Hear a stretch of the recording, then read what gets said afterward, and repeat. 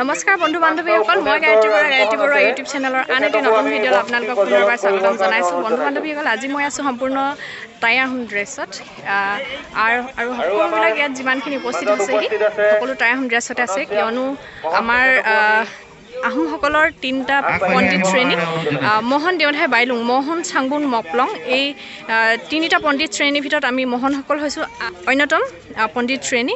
আমি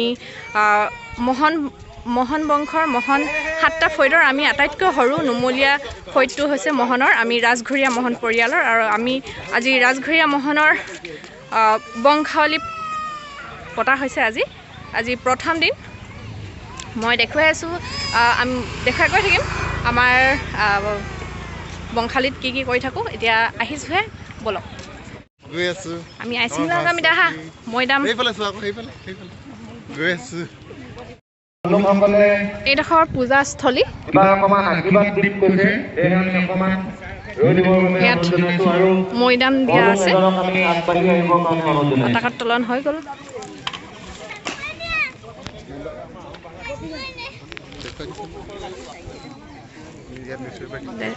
আমাৰ মহনৰ উপৰি পুৰুষ যিসকল আছিলে, পুলিন পোথা, এয়া আছিলে লেচাই ৰঙা, পেটলাও, বহি খোৱা, মঠিয়া ভঙা,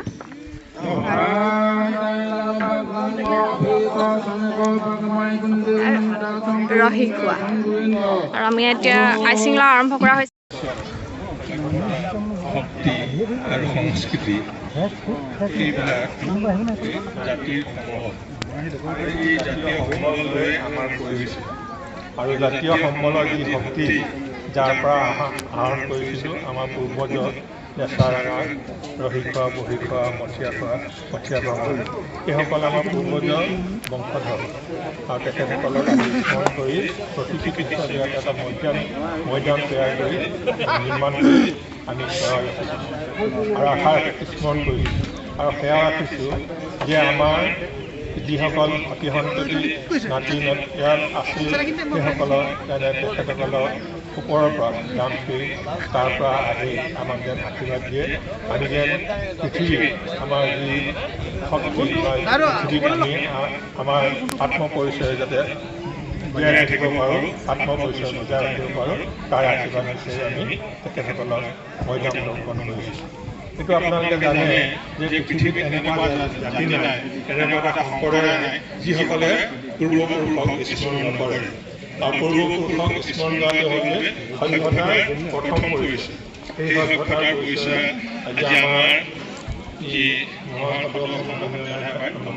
ৰাজঘৰীয়া মহনৰ বংশাৱলী উদযাপন কৰা হৈছে, তাত যাতে সকলো প্ৰকাৰৰ শুভ। ইতিমধ্যে আমাৰ যিটো মৈদামৰ বন্তি প্ৰজ্বলন আছিলে, এইটো কাৰ্যসূচী হৈ গ'ল। এতিয়া আমাৰ মঞ্চত অনুষ্ঠান আৰম্ভ হ'ব। মঞ্চত কি অনুষ্ঠান হ'ব তাকে মই আপোনালোকক দেখুৱাম, বলক গৈ আছে। আমি ঐতিহ্য, আমাৰনো ঐতিহ্য কি আছিল? আমি বৰগাঁও, যিখন বৰগাঁও, সেইখন হ'ল আমাৰ পিতৃভূমি। আমাৰ সকলোৰে যিমান ৰাজঘৰীয়া মহন আমি আজি সমবেত হৈছোঁহি, সকলোৰে শিপাডাল হৈছে বৰগাঁও। আৰু বৰগাঁও সেইকাৰণে আমাৰ সকলোৰে কাৰণে পবিত্ৰ ভূমি। আমাৰ এই পবিত্ৰ পিতৃভূমিৰ প্ৰতি আমি কৃতজ্ঞ হোৱা উচিত। বৰগাঁৱৰ প্ৰতিটো ধূলিকণাক আমি সাষ্টাংগে নহ'লেও মূৰত লগাই আমি প্ৰণাম কৰা উচিত। আমাৰ প্ৰণাম কৰিছোঁ, আপোনালোক সকলোকে প্ৰণাম কৰিছোঁ। আৰু আমাৰ পিতৃপুৰুষসকলে এই যে আমি বৰদেউধাই দেওহাল বুলি কওঁ, এইটো নহয়, দেওহাল নহয়। দেওহালটো বহুত পাছত অহা শব্দ। প্ৰথমতে মই অলপতে এজন ককাইদেউৰ ওচৰলৈ গৈছিলোঁ, তেখেতে টাই আহোমৰ শব্দটো কৈছে টিফি চাং। টিফি চাংটো হৈছে আমাৰ উপাসনা থলী, য'ত আমি মহাজাগতিক শক্তিবিলাকক আমি উপাসনা কৰিছিলোঁ। সেইখন উপাসনা থলী আহোমসকলৰ, বিশেষকৈ টাই আহোমসকলৰ, আমাৰ মহন, মপলং, চাংগুনসকলৰ মানে গৃহ দাম, য'ত আমি পূজা কৰোঁ। এটা মানে দাম পতা চুক থাকে আমাৰ, তাত আমি কি কৰোঁ, আমাৰ যিসকল মৃত আমাৰ পুঠাও বা তাৰো ওপৰত যিসকল আছে তেওঁলোকক আমি বছৰত 2-9 বিহু বুলি কয় আৰু আমাৰ যিবিলাক ঘৰত মানে শুভ কাৰ্য হয় সেই সময়ত তেওঁলোকক স্মৰণ কৰোঁ। তেওঁলোকক আমি আমাৰ মানে যি ধৰণে আমি উপাসনা কৰোঁ আমি তেওঁলোকক লোকলাও দিওঁ বা আমাৰ নতুন ধানৰ চাউলৰ বৰা চাউল বৰা ভাত আমি তেওঁলোকক উপাচাৰ দি তেওঁলোকক স্মৰণ কৰোঁ। ঠিক তেনেধৰণে আমাৰ প্ৰাকৃতিক যিবিলাক শক্তি আছে এতিয়া বিভিন্ন ধৰণৰ আমি যে পূজাবিলাক কৰোঁ জাচিংফা তাৰপিছত আইলেংডিন লেংডন এইবিলাক হৈছে মহাজাগতিক শক্তি যিবিলাক গোটেই পৃথিৱীয়ে স্বীকাৰ কৰে।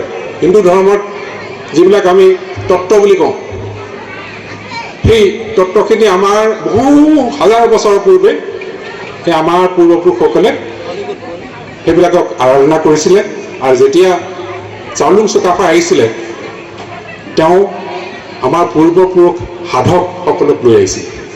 গতিকে আমাৰ ঐতিহ্যটো হৈছে সাধনাৰ লগত জড়িত। আমি ৰাজঘৰীয়া মহন হিচাপে আমি বহুত বস্তু পাহৰি গৈছোঁ। সময়ৰ অভাৱত মই এতিয়া বৰ বেছি নকওঁ, কিন্তু আমাৰ যে ঐতিহ্যটো হৈছে সেইটো। আৰু এই যিখন টিফি চাং বা আমাৰ দেওশাল এইখনক জাগ্ৰত কৰিব লাগে। আমি ইয়াৰ যিবিলাক শক্তি আছে জাগ্ৰত কৰিব লাগে। শক্তিটো এনেকুৱা এটা বস্তু যে ৰাস্তাইদি এটা মানুহ গৈ আছে তেওঁক আমি যদি নেমাতো তেওঁ উত্তৰ নিদিয়ে, কিন্তু আমি তেওঁক যদি হেল্ল' বুলি কওঁ বা হেৰি ক'ত গৈ আছে বুলি কওঁ আমাৰ অসমীয়া ভাষাতে তেতিয়া তেওঁ উলটি চাই পিনে আমাকো এটা উত্তৰ দিব। শক্তিবিলাকৰ ঠিক তেনেকুৱা ধৰণৰ আমি যদি ওচৰতে মহাশক্তি থাকে আমি তেওঁক আহ্বানেই নকৰোঁ, তেওঁক আমি স্বীকাৰেই নকৰোঁ, সেই শক্তিটো আমাৰ কোনো কামত নাহে। কিন্তু সেই শক্তিটোক আমি যদি যিদিনাখনি আৰাধনা কৰিবলৈ লওঁ আমি উপাসনা কৰিবলৈ লওঁ সেই শক্তিটো জাগ্ৰত হৈ যাব। গতিকে আমি ইয়াৰ ওচৰত থকা আমাৰ যিখন আমি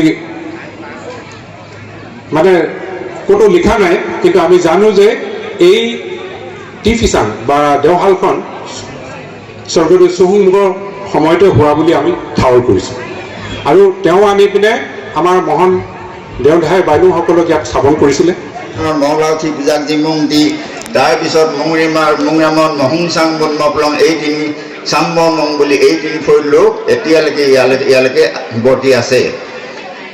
গতিকে আমি সৰু জাতৰ মানুহ নহয় বা সাধাৰণ মানুহ নহয়, এই তিনি বংশ মানুহ বিজ্ঞ বংশৰ মানুহ যি মানে ৰাজনীতি সমাজ নীতি বিজ্ঞান অৰ্থনীতি সকলো দিশতে জাতিটোৰ পথ প্ৰদৰ্শক হৈ আহিছিলে।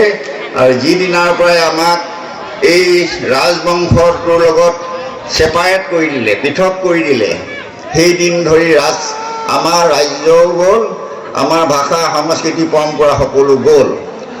কিন্তু এতিয়া আমাৰ এইটো কিমান হ'ল 600 বছৰ অধিককাল 600-700 বছৰে হ'ল কিজানি 1600 শতিকাৰ পৰা।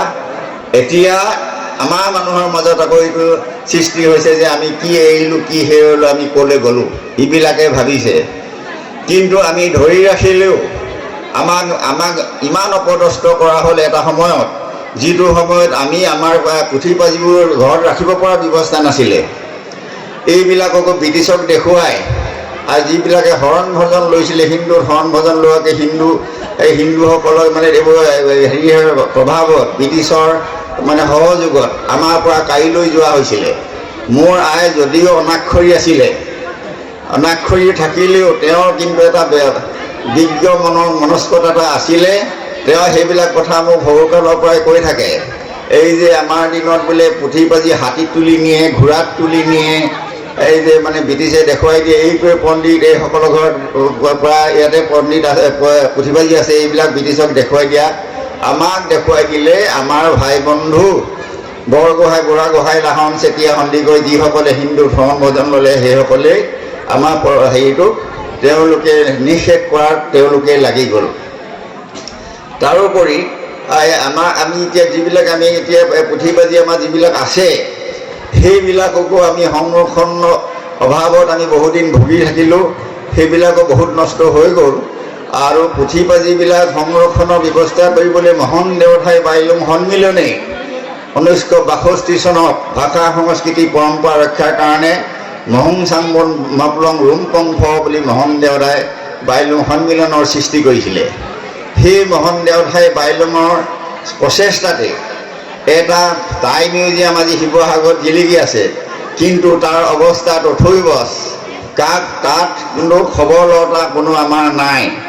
ঠিক তেনেকৈ যে এখেতে কৈ গ'ল আমাৰ এইটো আমাৰ টাই কেন্দ্ৰীয় টাই বিদ্যালয় কৰিছিলে, সমগ্ৰ অসমতে টাই মানে ভাষা সংস্কৃতি বিকাশৰ কাৰণে কেন্দ্ৰও সৃষ্টি হৈছিলে।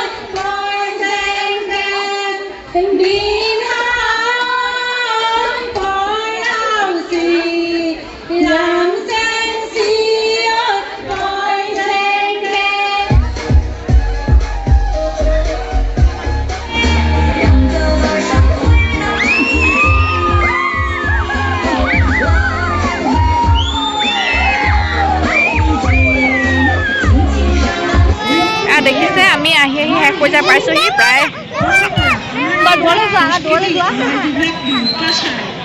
এইজনী আপুনি গৈ আছে তাই উঠিব লাগে। আৰু কি হৈছে আমাৰ প্ৰথম আজি সদৌ অসম ভিত্তিত যিটো ৰাজঘৰীয়া মহন বংশৰ আমাৰ বংখাৱলী আছিলে, আজি প্ৰথম দিনৰ কাৰ্যসূচী সমাপ্ত হ'ব। আৰু তাৰ লগতে মোৰ আজি ভিডিঅ'টো সমাপ্ত কৰিব লাগিব, যিহেতু সকলো মই উঠাব পৰা নাই, বহুত দীঘলীয়া হৈছে ভিডিঅ'টো। আপোনালোকে আশা কৰিছোঁ নিশ্চয় ভিডিঅ'টি ভাল পাব আৰু লাইক কৰিব, কমেণ্ট কৰিব, শ্বেয়াৰ কৰিব, লগতে নতুনসকলে ছাবস্ক্ৰাইব কৰিব মোৰ চেনেলটি। আৰু আহিছোঁ আকৌ মই অহা কাইলৈ যিটো নতুন আমাৰ দ্বিতীয় দিনা কাৰ্যসূচী আছে, মই নতুন এটা ভিডিঅ' বনাম। ঠিক আছে।